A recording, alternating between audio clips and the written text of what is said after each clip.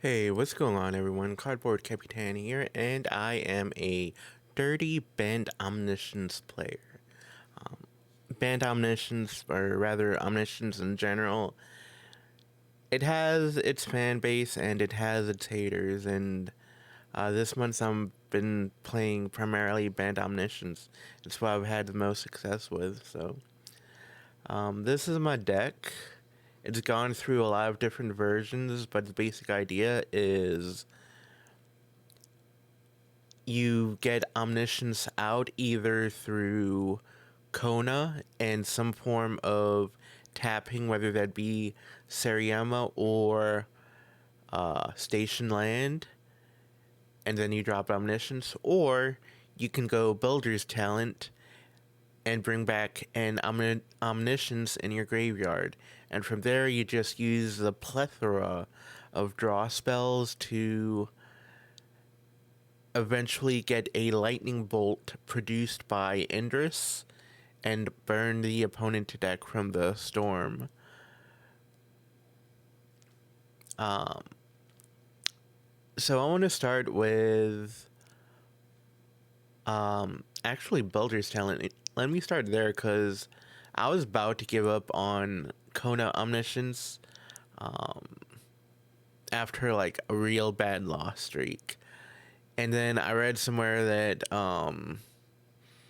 there was a guy like, oh, even if they ban Kona, someone's gonna find a way to abuse Omniscience, and he just lost to a player running Builder's Talent with Omniscience. Well, I had been running Bant because I was losing so much to blue, whether it be from counter spells or bounce spells, that I figured, let me try Voice of Victory.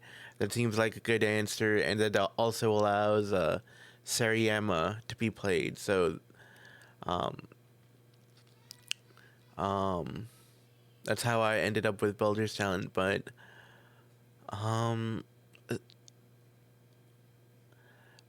besides talent, Seriema, you drop this on turn 3, you threaten Kona on turn 4.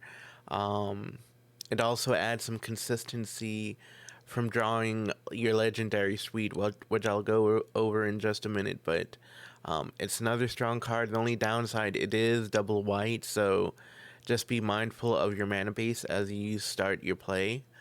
And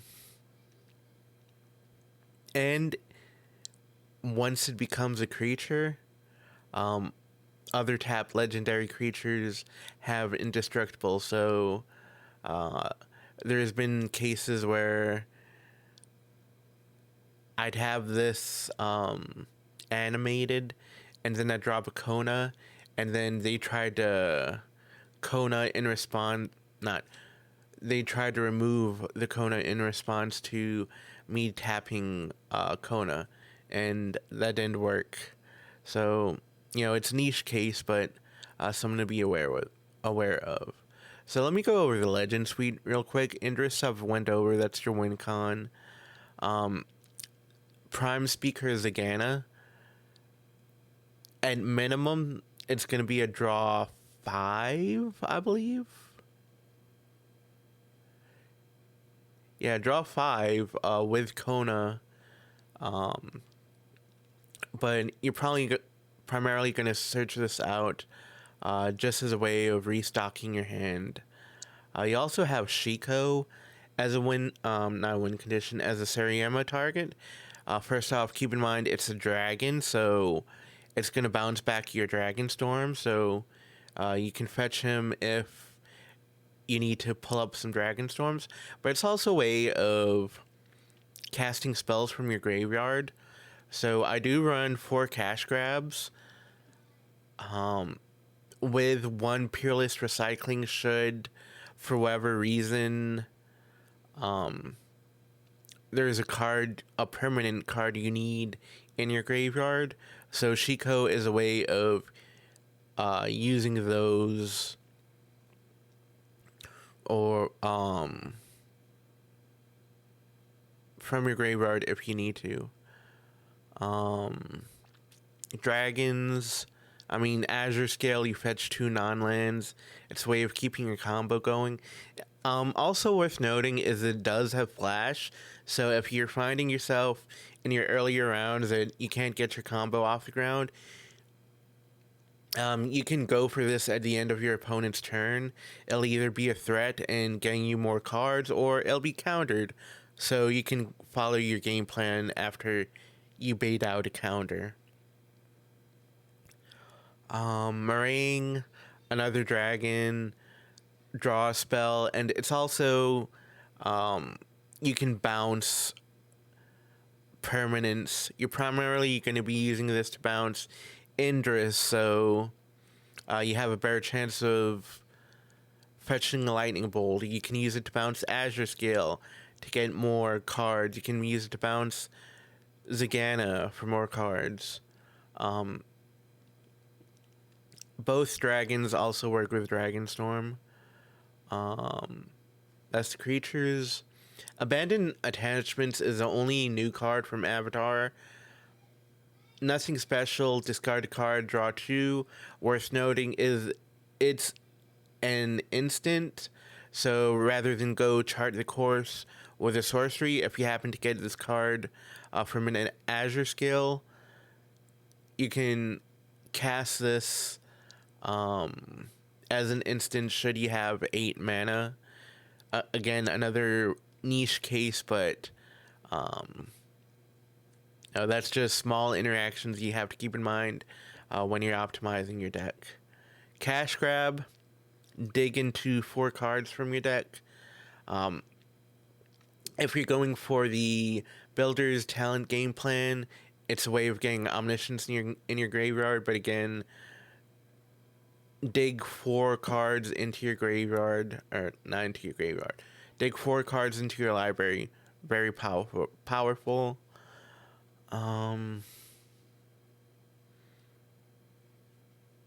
That's your non-lands. Lands. You have 7 station lands.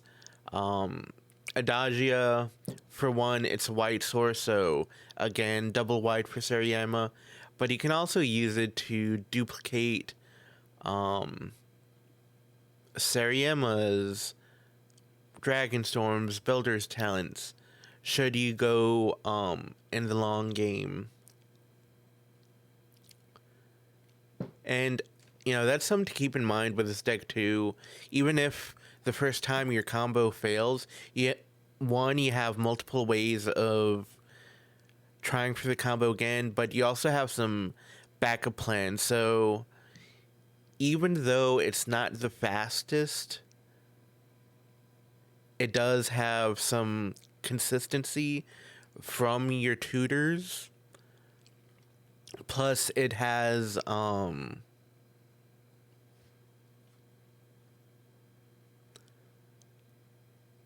some backup plans. So if at first you don't succeed, you try again, right?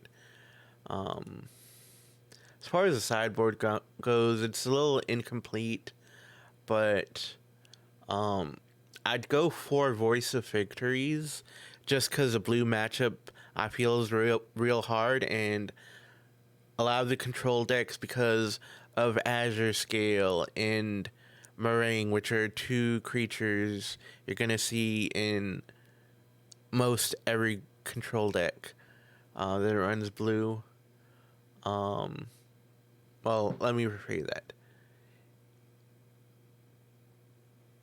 These 2 creatures are good, so control decks will run blue. But anyway, it's going to prevent disruption either through bounce or counter spells. So, good card to get. And even if you use it to bait out removal, like, they'll have to remove it on their turn. And then that can either mean 1 less removal that's going to hit your Kona, or it's going to cause them to tap out so you can combo out. Barricade, I mean, this card I'm real unsure about, but it does prevent targeted discard, such as intimidation tactics or draconic fealty. But I haven't seen any ancient vendettas. I guess people stopped running that in their sideboard, so I'd still keep it just because I don't know what to put in your sideboard yet.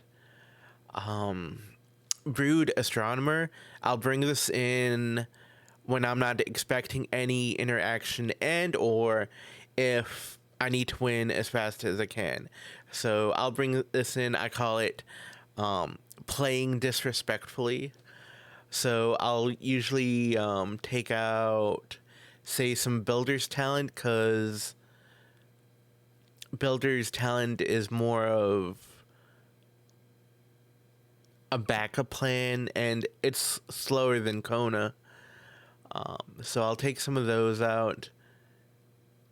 Maybe take out Abandon Attachments, and then put in some Brood Astronomers. So with Astronomer, you can ideally go off on turn 3, and you can keep hands without station lands in your hand, because the Astronomer will produce a station land as part of its enter the battlefield ability. So yeah. As far as my thoughts on whether Kona should be banned or not, I feel there's a lot of cards that answer the Kona game plan, and a few that come to mind: Heritage Reclamation, destroy target enchantment, into the Floodmaw. This can bounce Kona or Omniscience itself. Now, that would also need some foresight on the Omniscience player to bring in Voice of Victory as possibly a countermeasure, but by bringing in Voice of Victory, that would cause them to have a less consistency in their combo. So, I keep digging into these scenarios, but I think this exchange of interactions makes the game interesting, rather than a combo you just unload on the table. If you get, you get. If not, you don't, right? So there's some thought process in there, and I think that's a plus. Draconic Fealty and Strategic Betrayal. Let me pull that up just so those unfamiliar know what I'm talking about. So yeah, Draconic Fealty is going to attack the hand, and if there's a dragon that you behold, it's going to remove the graveyard. So you're attacking the Omniscience game plan in the graveyard, as well as attacking the opponent's hand to remove a combo piece or something they might need to assemble the combo. So this is probably the card I'm scared of the most right now, at least in the combo matchup. Also, what's been beating me consistently are aggro decks that can kill on like turn 3 and turn 5, notably Mobilize. You get the turn 1, the Stadium Headliners, turn 2, Voice of Victory, turn 3, Thunderbond Vanguard. That's lethal. And then the Badger Mole Cubs. In those two scenarios, I'll go for the disrespectful game plan, bring in Brood Astronomer, and just try to win before they can go off. Now, you have very little interaction for them, so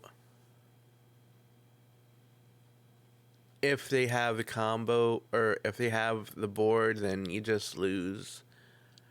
But I think fast aggro like that's gonna balance out Omni. So in terms of gameplay, I think Omni or Bant, Kona, Omni as a whole is fine. I think if they do ban it, it's going to be for a reason similar to how they banned Cauldron Familiar with Witch's Oven. It's just unfun to sit around with that combo. So, in short, I think it's fine gameplay wise. But that's enough rambling. Let's go to the gameplay. Alright, time for gameplay. I want to stress that this is a much earlier version of this deck without the builder's talent. So it's strictly you get Omni into play through Kona. And I want to use this gameplay just to demonstrate more so what's your thought process, what order of cards you play, and how to proceed with the Omni combo. So generally, your first turn you have no plays at all, so that can be a tap land or, in this case, Fabled Passage. Turn 2 and turn 3 is more specific. Dragonstorm is a good play on turn 2. But keep in mind, if you're gonna throw down a Sariema on turn 3, you'll need to have 2 sources of white mana in your first 3 turns.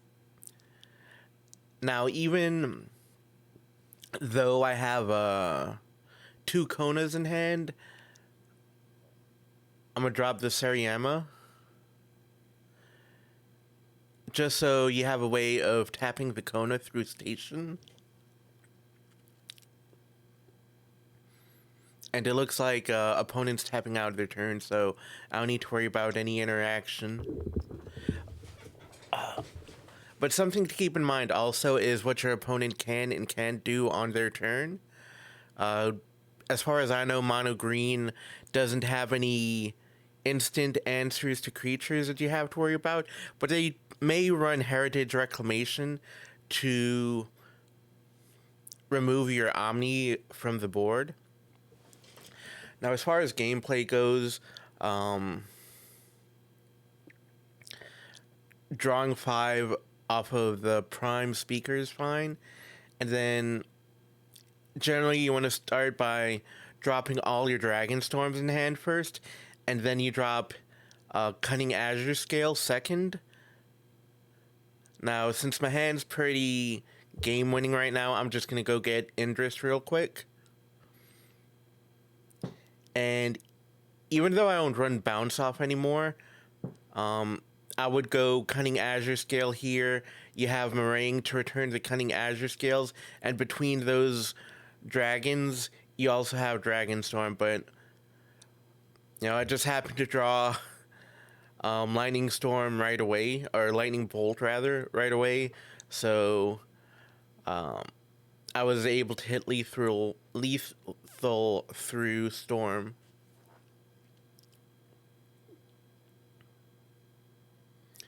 As far as sideboarding goes, I'll cover that more in the deck breakdown. So nowadays I'm just going through the gameplay first and then going through the breakdown, which is kind of opposite of how the video is presented. I started with a breakdown and and then go into the gameplay. So, but I find that it helps me keep track of what I want to talk about in the breakdown. Opponent went down to 4 cards, so alright, Hydra.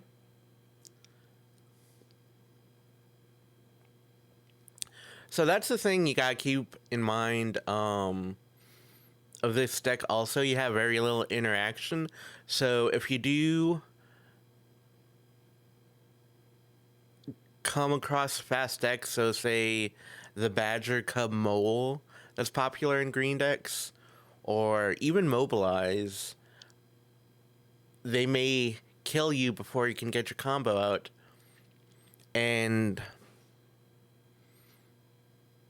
even though you can run answers to it, I think the way to go is just to play disrespectfully and try to accelerate into your combo faster. But yeah, I just didn't draw a Kona, didn't draw a Sariyama. So that was like a turn 4 loss on the draw.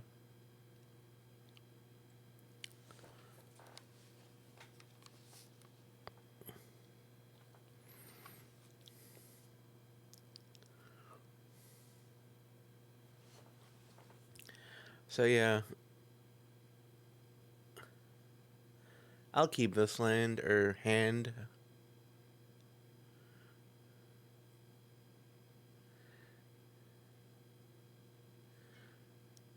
So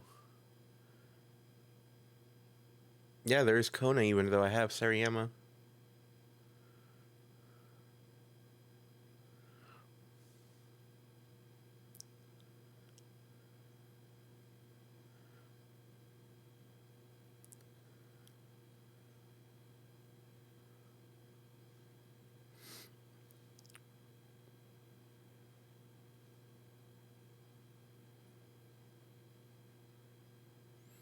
Okay.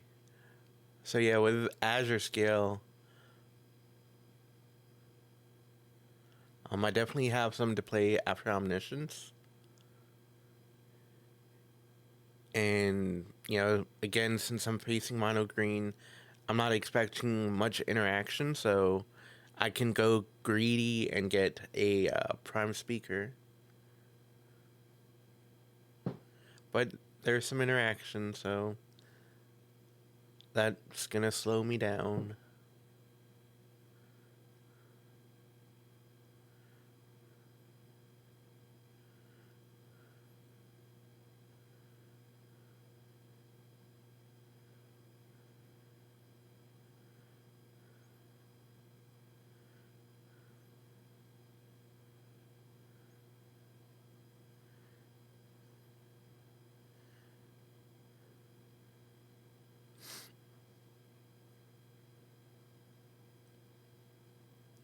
Now here I'm just dropping Kona just to have a blocker.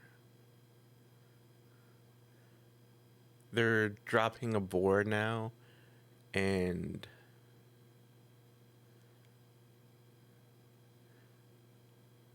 I don't want to lose all my life points right away. Oh, there's your tap land.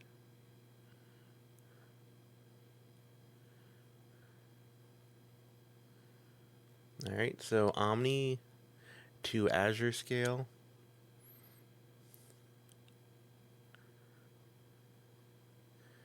To Prime Speaker. Now, Gel's a card I used to run also as a way of reusing cards, but I found that Meringue was good enough. Now, Jill is also a legendary, so it works with Sariyama, but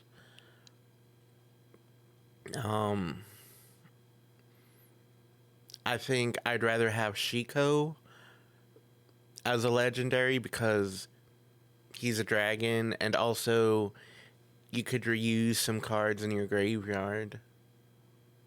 Another card you're seeing that I don't run anymore is Thought Partition. I mean, it gets you information, but it doesn't win you the game. And again, I think being greedy, trying to go as fast as you can in certain matchups is a way to go rather than try to play safe. And that's game. But that white hand, it's not even a hand destruction spell, it just adds to the cost. but that's not going to do much to win the game. It might slow the opponent down, but even then, the threat that you're trying to eliminate is still there, so I took it out. But anyway, that's enough rambling. Let me wrap up the video. Alright, thanks for watching. You can find me on X under the username Cardboard.Capitan. You can find me on Moxfield, where you can find this deck and various other Alchemy decks I enjoy playing, under the username Cardboard_Capitan. And if you enjoyed the content, do like, do comment, do subscribe. I will see you all next time.